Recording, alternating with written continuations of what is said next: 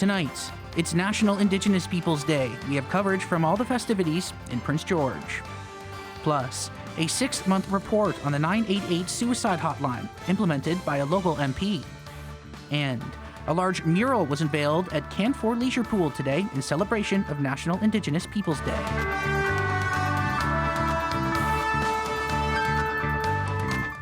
Good evening, I'm Eddie Huband and welcome to CKPG News. Our top story today is National Indigenous Peoples Day, and an all-day event took place at Claytley Tenay Memorial Park. Adam Burles reports in tonight's top story. June 21st is National Indigenous Peoples Day, and it is a day to recognize and celebrate the culture, history, heritage, resilience, and diversity of First Nations, Inuit, and Métis across Canada. The day was announced in 1996 by then-Governor General Romeo LeBlanc. In Prince George, an 8-hour event at Claytley Tenay Memorial Park took place, and Chief Darlene Logan told us what this day means for her. It's a celebration. It's a gathering of everyone. Look at everyone coming out here today. It's a day of celebration for Aboriginal people everywhere, First Nations people everywhere, Indigenous people. We just showcase our culture, as you can hear the drumming in the background, and other things, our language, everything. It's all here today.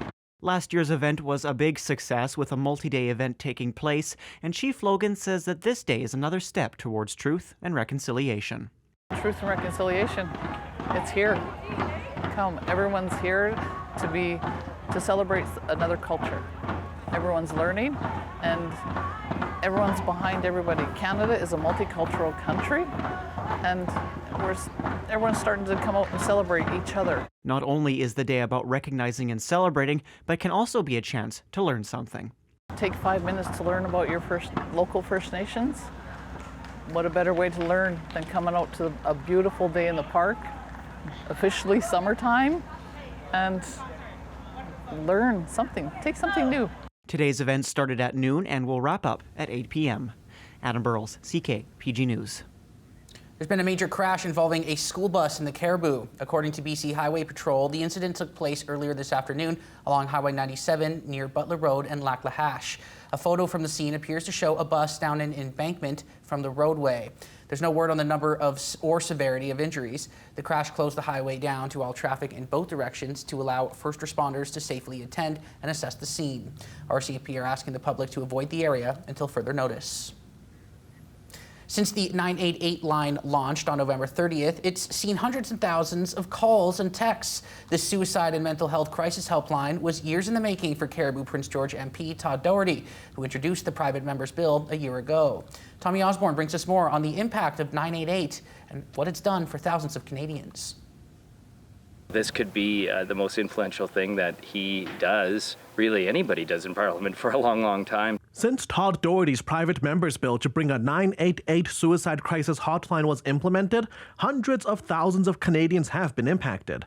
From its first day on November 30th, 2023 to April 30th, 2024, more than 180,000 Canadians have called or texted in, with close to 20,000 of those being from BC. There's a lot of laws passed in Parliament, but this one has the potential to be extremely influential, of course. This could affect thousands, millions of Canadians, really, if you look decades into the future. Canada had an existing suicide hotline before the creation of 988, but having a quick, accessible number has already made a huge impact. If you're in distress, the last thing that you're going to be doing is looking around for a number. So 988 is easy to remember. Accessibility is a huge concern for mental well-being across the country, and for areas like northern BC that have many rural areas, the need for an accessible 24-hour crisis line is essential. There's areas and pockets of Canada that don't have a high population, therefore the resources and the allocation of resources or money isn't being reached to those communities. So something as picking up your cell phone and reaching out can definitely save a life. Rates of mental health distress are increasing. They've increased, some estimates say, up to 30% in terms of rates of anxiety and depression over the last 10 years. While the 988 line has been a big success in terms of the amount of people it's helped, Crawford says the fact that it's seen so many calls and texts also points to the need for more mental health supports across the board. There's a lot of really important work going on in youth mental health. I think people recognize that that's a huge priority. And we've just seen a huge investment by the federal government in youth mental health. But we also, older adults need increased supports. We need supports across the range. The 988 line is open 24/7 for both calling and texting. And with more than 40 support workers ready to receive your call, the line is open whenever you need someone to talk to. Tommy Osborne, CKPG News. Earlier this week, Harmony House officially opened its doors, allowing for mothers from northern BC to have a safe place to stay for themselves and their children. Transition housing provides safe, temporary shelter with supports for those who need a place to stay after leaving a violent or abusive situation. After a stay in a transition house, people can then move to a second stage house before moving to long-term housing in the community. The experience for the women that come here would be that there's a lot of people that are around to help them with just getting their health back, right? Their emotional, their mental and physical health back. So if you've been struggling, for example, with mental health or substance misuse, because we have many who come through these doors, we have medication, we have ways to deal with that very fast, actually, so that you diminish the craving or just lack of it even. And then that opens up the field to work on yourself. The women can expect beautiful home. Everything is basically free, and we care. We're a family. We become a family for them. An eye-popping mural was revealed at the Canfor Leisure Pool for National Indigenous Peoples Day. It's also a powerful representation of Lheidli T'enneh culture and an educational experience for those who frequent the pool. Takbabedawa, or dipping for salmon. That's the name of a massive mural unveiled at the Canfor Leisure Pool today. The mural shows the silhouette of an elder dip netting during twilight on the Nuchaco. The mural is the child of musician and artist Kim Gucci and her son Ray Desjardins. Kim says water and dip netting are a major part of the culture. It's huge, and it's something that I thought that would be a really powerful image to have in this space because it's the water, but also because it's helping to tell a story about our history as Lheidli T'enneh people. The mural was commissioned by Canfor, and there is a bit of history. Super proud. I think, one, it's beautiful. It's great for the city, for conversation and learnings for each and every one of us about Lheidli T'enneh's traditions and culture. So it's a perfect fit. Kim says the mural takes her back to her childhood when she'd watched the elders practice the craft. She says many ideas were bandied about, but then there was the aha moment. So the aha moment, I think, was when I was thinking about salmon, I was thinking about tradition, I was thinking about childhood memories and what connects me here to the land, and that's always language and culture and cultural practices, and dip netting just was of course. The physical size of the mural is 24 feet by 11 feet, and it's a bit overwhelming.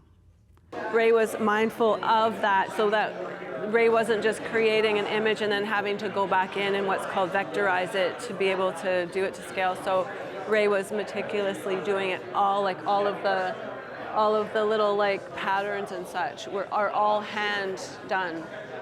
And so, yeah, it's been a huge undertaking. Scattered throughout the mural are salmon. The trick is to find them all. How many fish did you count? 7, I think. On that note, happy Indigenous Peoples Day. Cheryl Jan, CKPG News.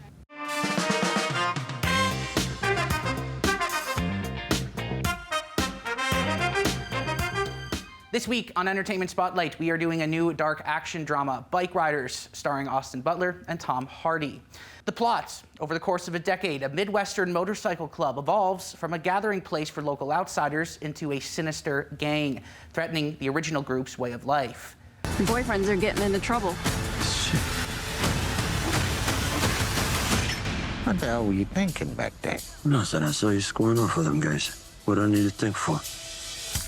Yeah, you and me, kid. This movie looks to be a violent, in-depth look into the biker gang life in the 1960s and promises to have some gripping lead performances. In terms of a comparison, it should be along the lines of the hit TV show Sons of Anarchy. Hey! Told you to take that jacket off. You'd have to kill me to get this jacket off.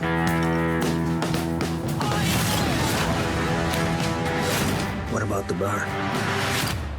Burn it down. The club got real big real fast. They started running drugs, gambling, prostitution. Also in the cast are some heavy hitters: Michael Shannon, Mike Feist, and Norman Reedus, to name a few. Bike Riders comes out in theaters everywhere, including here in Prince George, today. Some people would rather crash than slow down.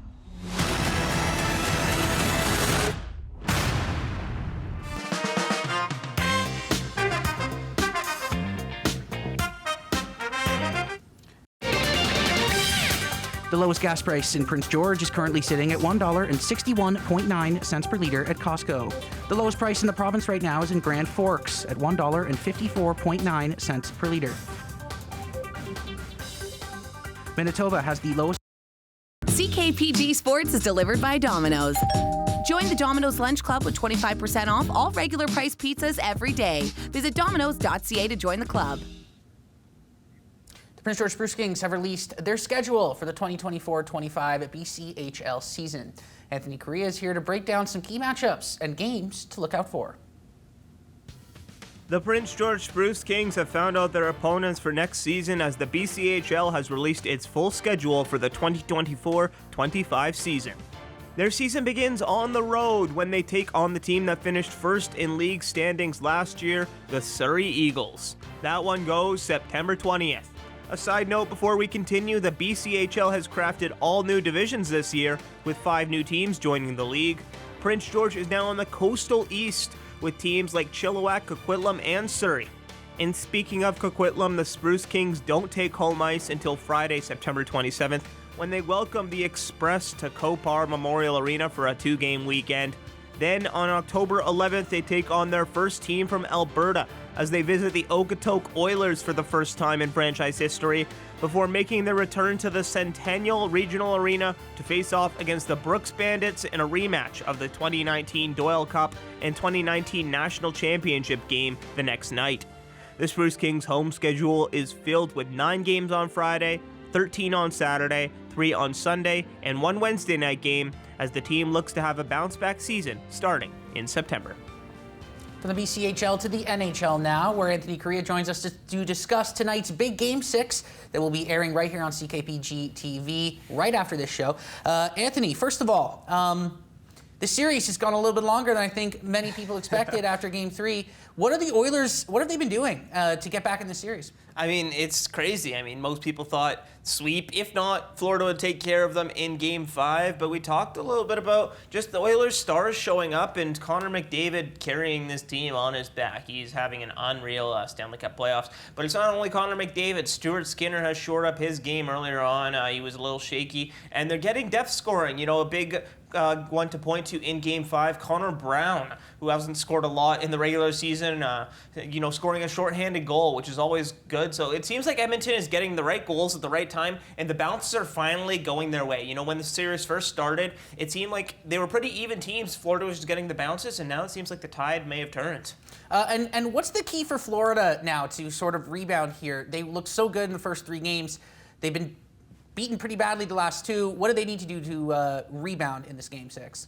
Get off to a hot start. You know, those last 2 games, I mean, it's just been unacceptable. Edmonton's pulled ahead. And especially tonight in Edmonton, that home crowd is going to use every little energy that the Oilers can give them to, get in the Florida Panthers' head. So you have to get off to a hot start, score the first goal or just get engaged with the game. And another big part of it is Sergei Bobrovsky has to have a bounce-back game. Again, Edmonton fans will be in his head all night. He just has to tune them out and go back to what he was earlier in the playoffs. He's been roughed up a little bit these past 2 games. And, I'm sure he knows that it's unacceptable. And I think that he's going to have a big bounce-back game if they want any chance of not only winning tonight's game, but this series. X Factors for tonight. X Factor will give Alexander Barkov. Earlier on, he was really shutting down McDavid, especially when Florida was up 3-0. And, it seems like Connor McDavid has finally figured him out and figured that Florida Florida Panthers defense. So Alexander Barkov, he's a great two-way player, and looked for him to stick to McDavid like glue tonight to hopefully keep him in check. And then for for Edmonton, I mentioned it multiple times. Connor McDavid is always the X factor. 44 points in the playoffs. It's just unheard of, and he's actually favored for Conn Smythe MVP of the NHL playoffs. And even if the Oilers lose, he could still get that trophy, which has only happened once in NHL history. That would be pretty. It would be pretty incredible. Stuff. Yes. I know you hate this, but what's the prediction for tonight's game and for the series? Prediction for tonight's game and series. I think Florida closes it out tonight. Oh, okay. I think they're tired of losing. I know Edmonton fans hate to hear it, and I really do sympathize with you. But I think Canada's run is over. This might come back to backfire on me, but I think Florida will take it tonight. We'll go 5-3 for the score. So Florida wins the cup tonight, lifts the cup, and the NHL playoffs is officially over after tonight. Good evening again, everyone. And we are looking at a pretty wet weekend overall, but it was a really great Friday out there. So hopefully you had a chance to get outside and enjoy it. Our first true full day of summer, of course, nothing but sunshine throughout the region. But this is the next system here. So it's already been impacting the North Coast today. Tracking inland, we are looking at lots of cloud cover and some showers associated with this system that is coming our way. So again, we are on track for a pretty wet and stormy weekend. We even have risks of thunderstorms as well throughout much of the region into our Saturday afternoon and into the evening as well. And you can see it all happening on our Futurecast. So getting into tonight, a little bit more cloud cover tonight overnight. And then tomorrow we might actually have a few sunny breaks to start, an increasing cloud, and then a chance of showers through the afternoon is really the timing on this system. And this will really intensify as we get into Sunday. So Sunday could actually be the wettest of the bunch in terms of precipitation. We could have showers changing over to even rain in many cases. And on the extended forecast, you'll see just how wet it's going to get across the region. But a cloudier day for us, as I just mentioned. 25, though. Temperatures are still pretty good. Sunday, a bit of a different story. We are going to see some cooler air moving in. 25, Fort St. John, a mix of sun and cloud there. Still very warm down through the southern interior, the Okanagan, although a little bit more cloud cover moving in for everybody down there.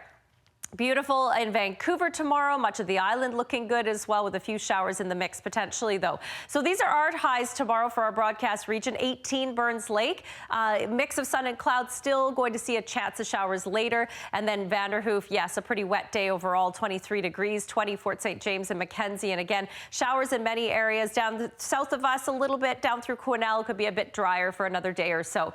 The West Coast looking good. Edmonton, 27, sun cloud mix there. We're seeing some beautiful weather in Regina, a bit of a stormier day or a wet day in Winnipeg, but staying mild. Further east, there's a drop in temperatures compared to earlier this week. 20 degrees Montreal, 21 over in Halifax, and looking at a mix of sun and cloud for the most part by the later part of the day. Sunny skies early next week is what we're anticipating. Some areas of the region will hang on to a few showers into Monday, Tuesday, but overall we should have another drying trend on the way. So Burns Lake, this is what it looks like for you the next few days. Down to 8 tonight with clouds. It'll be cooler tomorrow and Sunday, and even into Monday you're looking at a few showers hanging on. A pretty wet and stormy next several days in Mackenzie right into early next week, and you can see that there. Temperatures will really take a dip down, especially Sunday, Monday. 20 degrees tomorrow, not quite as warm, and looking at a few showers. 8 overnight tonight, increasing clouds in McBride. 23 tomorrow, looking at a cooler day on Sunday, but still maybe a few sunny breaks with the chance of showers in the mix,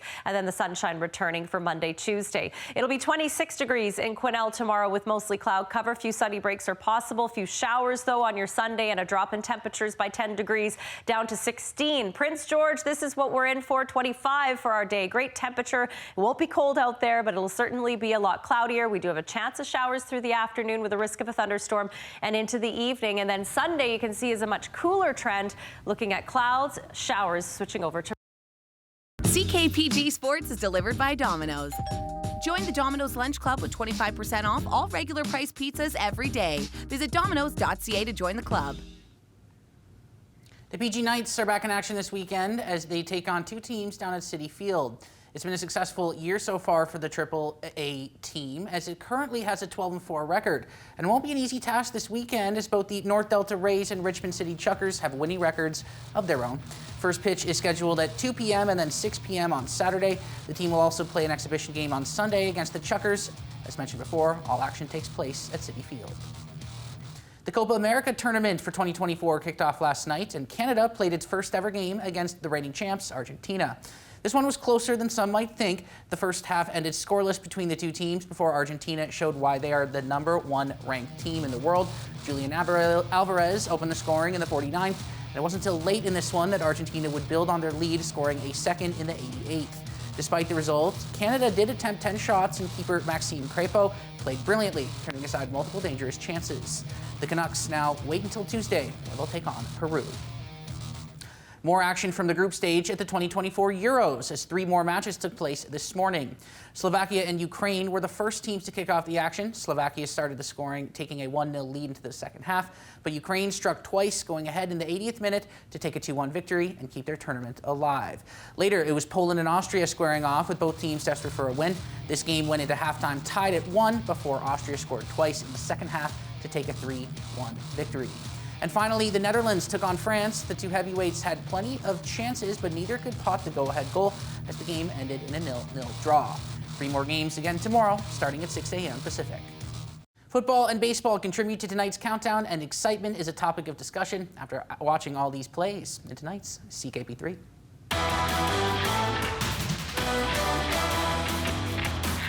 We have our first kick return touchdown of the CFL season. David Cote kicks it away. Devontae Dedmon returns from his own 10-yard line. Builds up some speed. Now gets a block. Down the sideline. Can he make it all the way? Yes, he sticks on his feet. The first return touchdown of 2024 belongs to Devontae Dedmon. Special teams, special plays, special players. Devontae Dedmon shows off his speed and takes it to the house, giving the Red Blacks some life. Next, it's bombs away for the Friars. In the air to deep left field, Fernando. Gone! Padres take a 5-3 lead. Third home run of the night for the Padres. Not on 0-2, but 1-2 isn't that much better. Fernando Tatis Jr. hits a 446-foot home run with a cold bat flip after, the Padres star knowing that was a no-doubter. But they weren't done there. In the air to deep right field for Cronenworth. Back towards the pole, into the crowd zone, and gone! Padres walk it off! It does not get better than that. Got the 3-2 cookie in the middle of the plate. Into the Crone zone. Padres walk it off. 7-6 victory. Being a Padres fan must be super fun right now. That's 3 straight walk-off wins at home, and the Dramatics take top spot in tonight's CKP3. That's all for tonight. That's all for this week. Thanks so much for joining us. Have a great weekend and enjoy the hockey game. We will see you on Monday.